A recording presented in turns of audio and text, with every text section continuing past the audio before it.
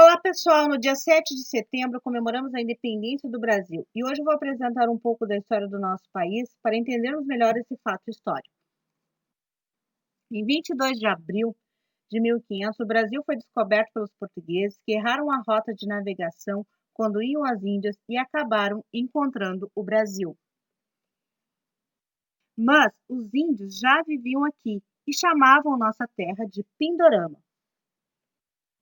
Com a chegada dos portugueses, o Brasil se tornou colônia de Portugal, que levavam nossas riquezas e tomavam todas as decisões sobre o nosso país.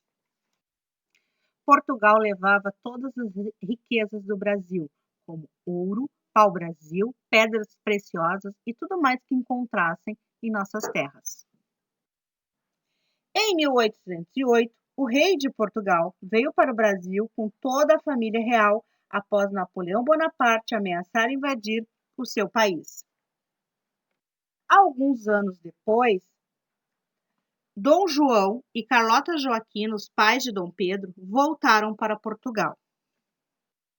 Enquanto isso, no Brasil, Dom Pedro e sua esposa Leopoldina ficaram como representantes da coroa portuguesa.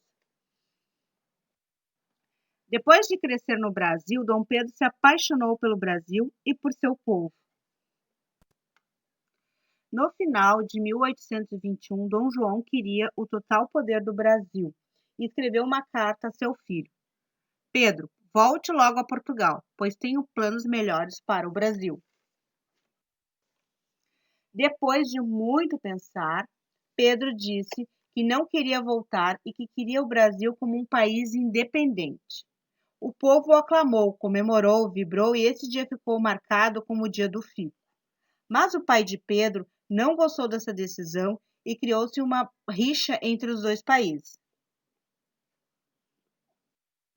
Em 2 de setembro, Maria Leopoldina, com auxílio de José Bonifácio, assina a Declaração de Independência e manda entregar a Dom Pedro, que estava em São Paulo, buscando ajuda para que o Brasil não fosse mais colônia de Portugal.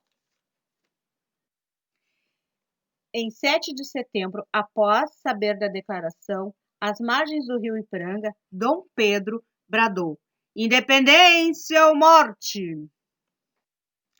Depois desse ato heróico de Dom Pedro, o povo o aclamou como imperador do Brasil e sua coroação foi no dia 1º de dezembro.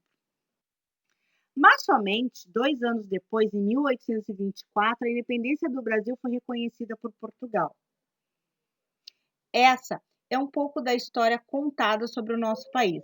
Para saber mais, podemos pesquisar em livros, em sites, enfim. Um abraço e até a próxima aula.